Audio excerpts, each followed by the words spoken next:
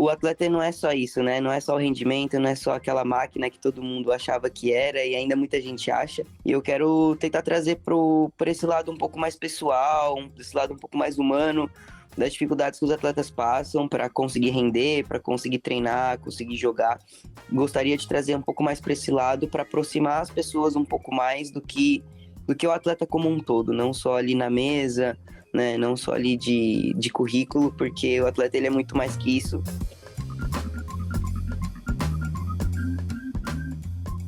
Esse que você ouviu aí é o Luca Kumahara, um atleta do tênis de mesa brasileiro que entra para a história como o primeiro homem trans a comentar as Olimpíadas na TV no país.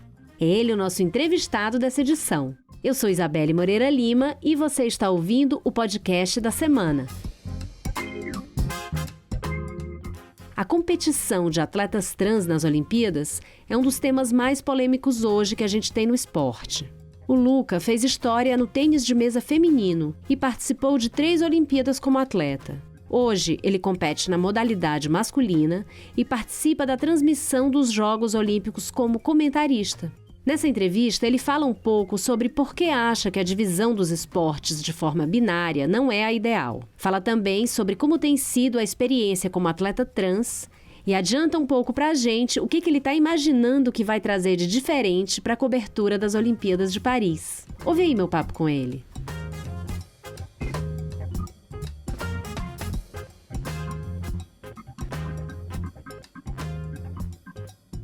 Luca, que prazer ter você hoje aqui no podcast da semana. Obrigada por ter topado bater esse papo. Eu que agradeço pelo convite. Você está indo para sua 4ª Olimpíada, mas agora de uma nova forma.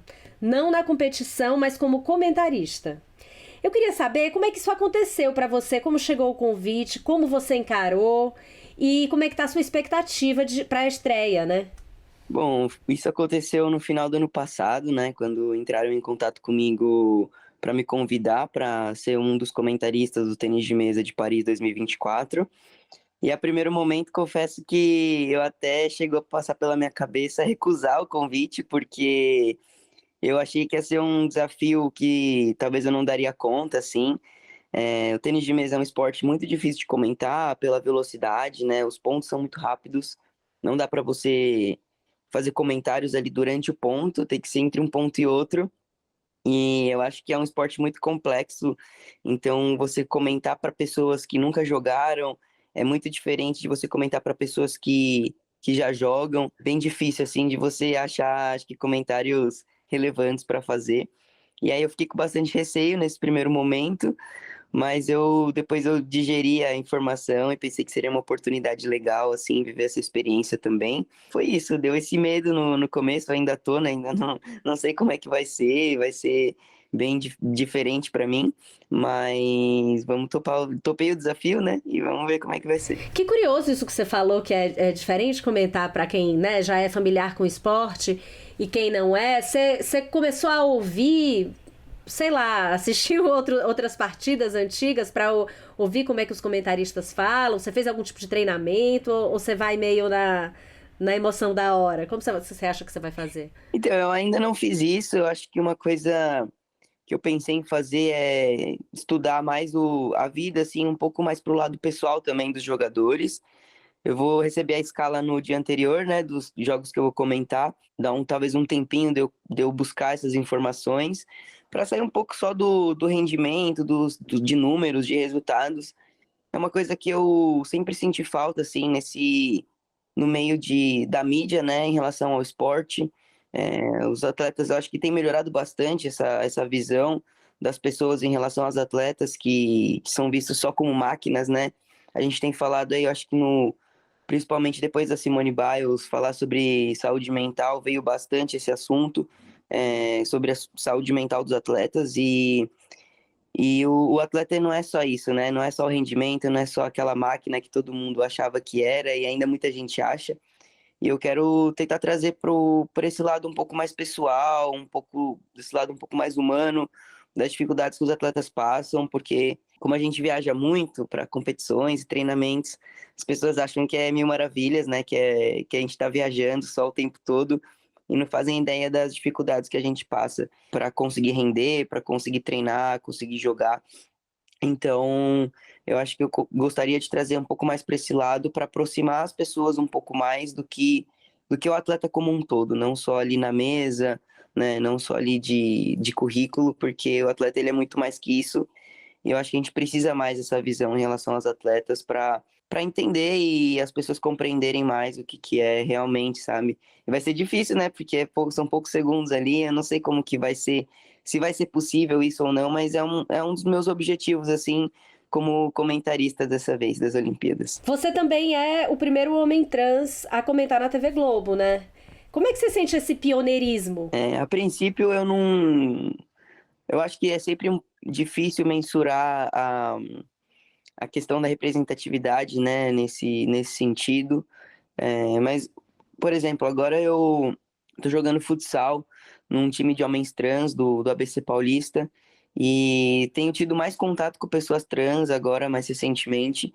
É algo que nunca foi muito presente na minha vida, né, por ter sido atleta desde sempre, e aí tem a questão do binarismo do esporte, né, que é um espaço 100% binário, separado em feminino e masculino, então eu sempre tive essa distância, assim, do que é a bolha trans, né, digamos assim, e agora eu tenho tido mais contato com pessoas trans e tem sido muito importante para mim também, essa proximidade de convivências mais parecidas com as minhas em alguns aspectos, e quando saiu a notícia, né, que eu seria o comentarista do tênis de mesa, muita gente mandou mensagem, muita gente falou, pô, que legal, você vai estar lá, olha isso aí, vai lá estar representando a gente, então acho que agora eu tô conseguindo sentir um pouco mais com essas mensagens, com essa proximidade, com mais pessoas trans, consigo mensurar um pouco mais o que significa isso, o que traz de representatividade, como as pessoas se sentem eu estando lá, sabe? Então, e sendo mais próximo delas, né?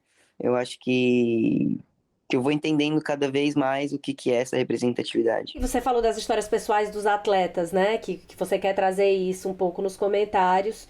E você sempre foi super aberto sobre a sua história pessoal, transparente sobre o que você estava vivendo, os processos que você foi vivendo. Como é que você acha que essa abertura e contar isso para as pessoas impacta na vida do atleta, né? Eu sempre fui muito aberto porque eu acho que a minha história ela vem com pouquíssimos traumas. Eu tive sempre um acolhimento muito grande por parte da minha família, dos meus amigos mais próximos, principalmente. E até mesmo da bolha do tênis de mesa, de pessoas que eu não esperava e me mandaram mensagem de apoio, né? Quando eu fiz a transição social, né? Assumi o meu pronome masculino, o meu novo nome. E eu acho que ter tido esse apoio muito grande desde sempre me fortaleceu muito para ser tranquilo falar sobre isso. Eu entendo que não é tranquilo para todo mundo. Na verdade, para a maioria das pessoas pode trazer muitos gatilhos e entendo que por isso que às vezes é muito difícil de falar sobre. E eu gosto de usar a minha história assim para. Eu acho que a gente precisa falar mais sobre isso, né?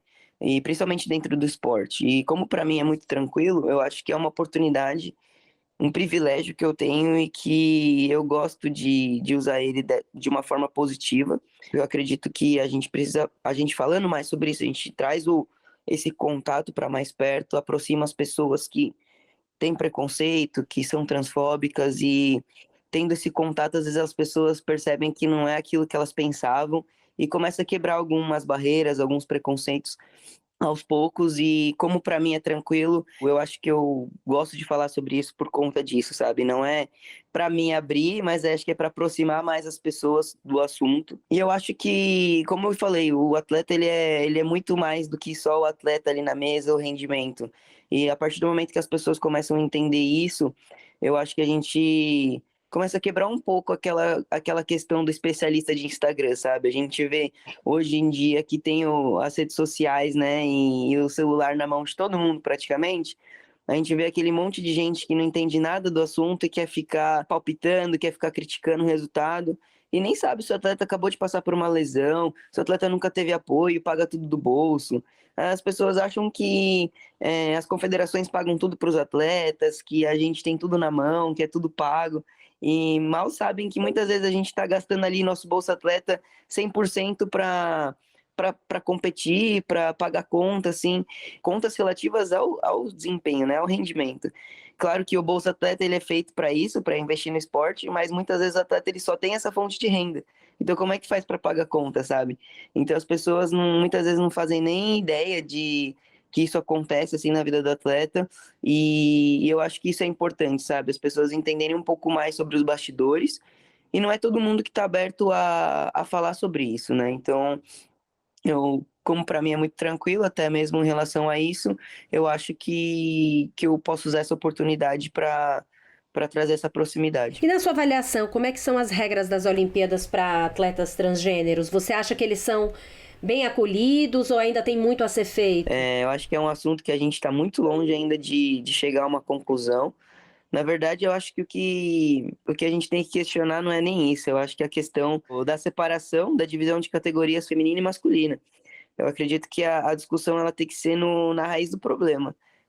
A questão é por que é separado em feminino e masculino de acordo com o órgão genital, né? Eu acredito que a discussão ela tem que ser mais a fundo, assim, não só em relação a atletas trans, porque eu acho que a questão dos atletas trans é só a ponta do iceberg, né? É só a ponta ali do problema. É um problema que é uma questão que é gerada pela divisão como ela é feita. E tem várias questões, né? Eu acho que é muito complexo isso. Não sei a resposta, obviamente, assim, mas eu acho que é uma coisa que poucas pessoas discutem, poucas pessoas debatem. Tava muito confortável, eu acho, para todo mundo, né? Entre aspas, entre muitas aspas, confortável para as instituições deixar separado dessa forma. Mas conforme vai surgindo novos grupos que se sentem desconfortáveis com essa divisão, a gente começa a questionar o porquê que é feito assim. Então, eu acho que é uma questão muito ampla que a gente precisa cada vez mais estudo sobre corpos trans e corpos trans dentro do esporte para a gente chegar um pouco mais perto ou ir achando resposta de pouco a pouco, assim, em relação ao como deve ser feito, né? Mas eu acho que ainda é um assunto que a gente está muito longe de achar um cenário ideal, assim, ou perto do ideal. Cada esporte tem a sua autonomia, né, para decidir as regras. E no tênis de mesa, por exemplo, isso começou a ser discutido quando apareceu a minha história, né? Apareceu o meu caso, assim. Bom, agora eu quero mudar de categoria. Competir no feminino, eu quero competir no masculino. Como é que vai ser isso? E foi quando começaram a discutir. E eles foram muito abertos desde o início, me acolheram bastante, fizeram de tudo para que eu me sentisse o mais confortável possível. Mas é isso, a discussão não existia antes, e ela já deveria existir. E isso acontece na maioria dos esportes. Ninguém está discutindo isso ainda, tá todo mundo ali, os gestores, né, confortáveis ali como tá. E aí quando aparece alguém, um atleta ou uma atleta trans, é tipo, e agora o que a gente vai fazer? Mas é isso, eu acho que a gente está muito longe ainda da resposta, tanto no geral como em cada esporte. Eu acho que é isso, a gente precisa estudar mais corpos trans, porque a gente não estuda corpos trans. Desde quando a gente é criança, na escola, a gente não estuda, né? E são pouquíssimos lugares, universidades e pesquisadores que estão dispostos a levar adiante essa pesquisa, esses estudos. Você falou que não tem a resposta, né? E que cada esporte é um esporte. Mas o que você acha que poderia ser mais eficaz do que essa separação por gênero dessa maneira? O que você acha que podia ser mais inteligente ou que funcionasse melhor para todo mundo? Eu acho que aí teria que entender muito de cada esporte, porque o tênis de mesa, por exemplo, ele é muito técnico. Ele é muito técnico, ele exige um monte de habilidades combinadas ali. Tem esporte que vai, exemplo, vôlei, ele depende muito de altura, por exemplo. Basquete também, acredito que seja mais ou menos isso. Aqui o vôlei eu acompanho um pouquinho mais, né? Mas não sou muito, não entendo muito sobre. Mas eu acho que cada esporte tem essa individualidade de capacidades físicas, né? E, por exemplo, o que se fala muito de mulheres trans é que o que se critica muito, né? É que elas têm mais força física, por exemplo. E as pessoas não entendem como funciona os tratamentos hormonais que uma atleta trans precisa passar, por exemplo, para estar apta para competir. E na verdade, eu também, até pouco tempo atrás, entendia muito pouco sobre, ainda entendo muito pouco, na verdade, sobre isso, mas eu tive a oportunidade de fazer uma atividade no Sesc, né, em Paulista, com a Tiffany, por exemplo, foi quando a gente conversou mais sobre isso, quando eu tive a oportunidade de conversar com ela, tanto na atividade como fora da atividade, e entender melhor o processo que ela precisou passar. E é impressionante, assim, as coisas que ela teve que fazer. Ela teve que esperar 5 anos para poder começar a competir no feminino, no vôlei feminino. Então eram coisas que eu não sabia. E que as pessoas também não sabem, tenho certeza que não sabem e saem julgando, sabe? Então, assim, por exemplo, o nível de testosterona dela é mais baixo do que as mulheres cis que competem com ela. A massa óssea dela, por exemplo, se desenvolveu quando o nível de testosterona dela era mais alto. E agora ela tem uma musculatura que atrofiou bastante, perdeu muita massa magra com a hormonização, com o hormônio feminino e com o controle da testosterona. E só que ela tem que carregar uma massa óssea que muito mais pesada do que a maioria das mulheres cis, né, que competem com ela. Então, até que ponto é vantagem ou desvantagem? Essa foi a questão que a gente levantou. Mas aí, quando você entra nas individualidades dos esportes, você fala em vantagem ou desvantagem. O Phelps, por exemplo, tinha uma mão gigante, né, um pé gigante que tinha uma envergadura impressionante. E aí você não fala em vantagem ou desvantagem. O cara era assim, nasceu pra isso, não sei o quê. E é um cara cis, mas se fosse uma pessoa trans, principalmente se fosse uma mulher trans, que é onde se fala bastante em vantagem, aí seria vantagem. Mas você vê que mesmo entre pessoas cis existe vantagem ou desvantagem, e aí não se fala sobre isso, são pessoas cis. E aí você começa a ver que não é questão de vantagem e desvantagem, é questão de transfobia mesmo, sabe? Então, é isso, eu acho que cada esporte tem a sua individualidade, tem as suas diferenças de. Eu acho que aí cada esporte vai dizer. No vôlei, por exemplo, talvez ter uma mão grande e ser alto seja uma vantagem.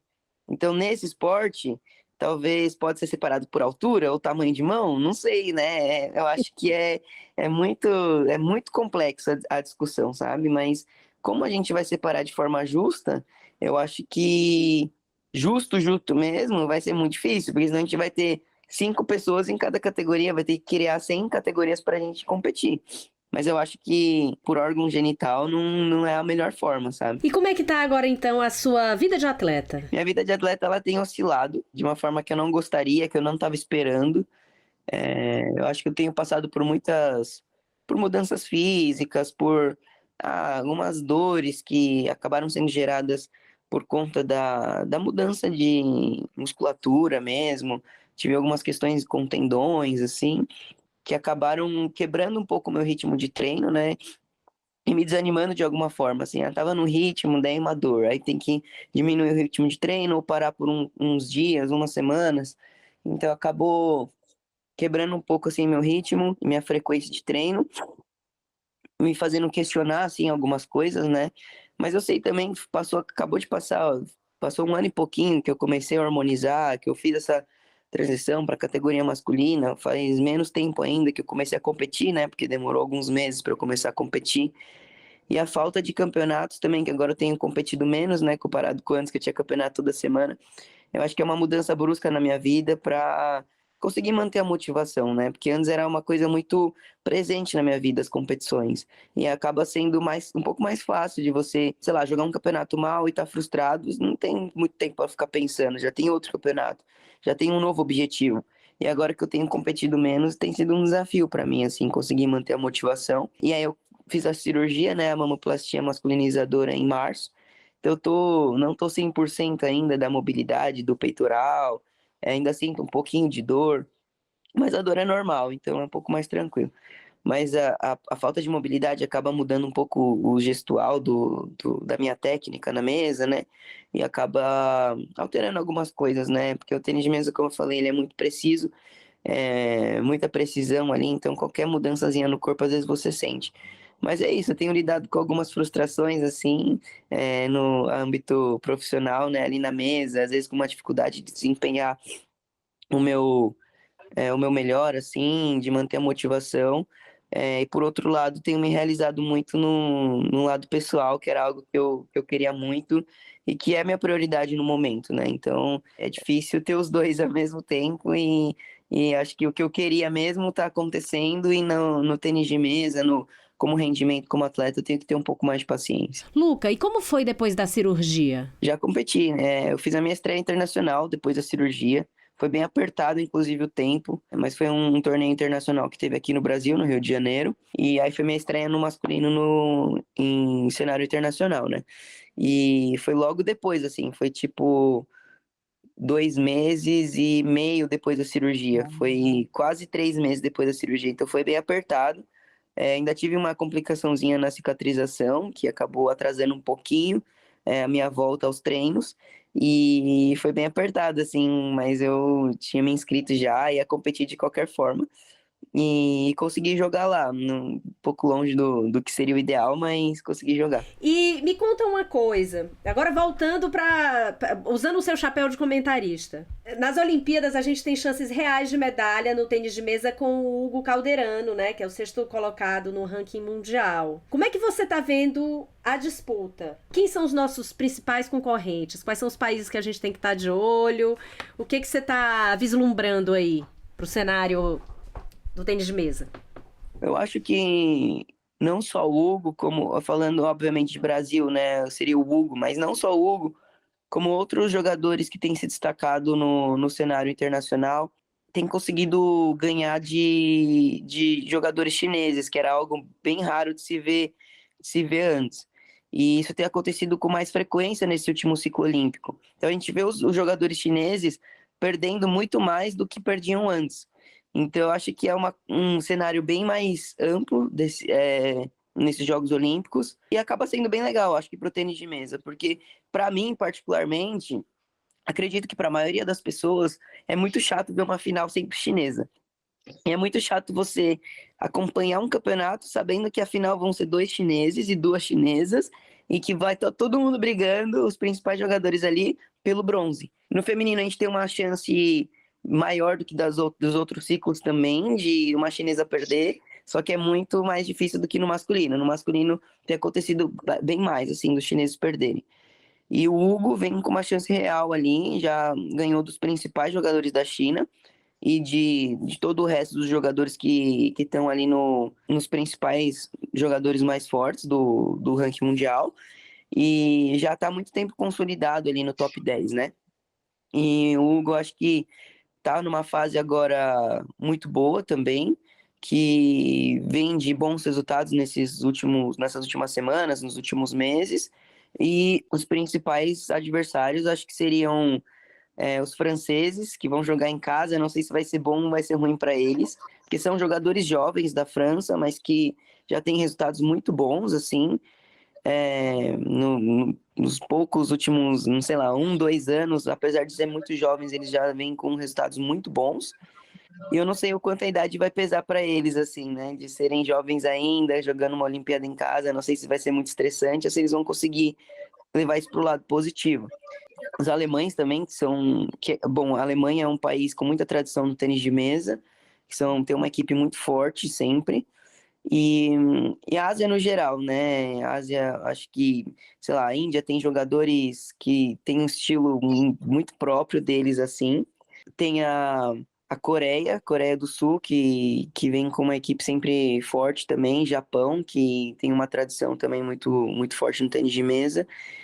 E eu acho que é isso, assim, e fora isso ainda tem alguns jogadores que vêm de países que não tem tanta tradição, né? Tem um jogador que é o Darko, da Eslovênia, que é muito forte. Suécia também, que é muito forte no masculino. Acho que são os principais. O que você leva, então, para essa Olimpíada da sua experiência de 3 Olimpíadas anteriores, né? Retomando um pouco lá o nosso começo da conversa, mas você é experiente como atleta e estreante como comentarista. Você acha que você pode pegar algo da sua experiência como atleta para essa cobertura? Eu acho que ter sentido na pele o que é um ciclo olímpico, não só os Jogos Olímpicos em si, mas como é toda a preparação, como fica na cabeça tudo, né, em relação a... Desde quando... Bom, acho que pra gente começa muito nos Jogos Pan-Americanos, né, falando em Panamérica, que é a briga ali por medalhas, e depois vem a questão da classificação, de tentar classificar para as Olimpíadas, de jogar o pré-olímpico. A gente tem uma grande pressão, porque é um campeonato que acontece de 4 em 4 anos, Então, acho que ter vivido toda essa experiência, não só uma vez, como 3 vezes, né? Não de 3 Olimpíadas, mas 3 ciclos, de como funciona todo esse processo para classificar, do que significa estar lá e do que é o nervosismo de estar competindo em um evento que acontece só de 4 em 4 anos. Então, você sabe que para você estar ali de novo vai demorar bastante, e olhe lá, porque você vai ter que classificar de novo. Eu acho que ter vivido toda essa experiência é algo que eu posso trazer para os comentários, assim, sempre nesse sentido que eu falei, de gerar mais empatia, de gerar mais compreensão das pessoas que estão ali fora, que acham que é muito fácil e que não entendem muito bem as dificuldades como elas são, né? Legal, super obrigada, viu? Adorei falar com você. Eu que agradeço. Se você gostou deste podcast, eu te convido a ouvir outros episódios. Tem muita entrevista com gente incrível. Para você ter uma ideia, a gente já falou com a jornalista Mili Lacombe sobre o machismo no futebol. Com o ginasta Ângelo Assunção, a gente falou sobre racismo. E com o atleta amador apaixonado por corrida Danley Ferreira, que corre a maratona das Olimpíadas de Paris, sobre o barato de correr. Em plataformas de áudio como o Spotify e o Deezer e no site da Gama, você pode ouvir o podcast da semana. Com roteiro e apresentação de Isabelle Moreira Lima, este é o podcast da semana. A cada 7 dias, um tema novo para você. Até semana que vem!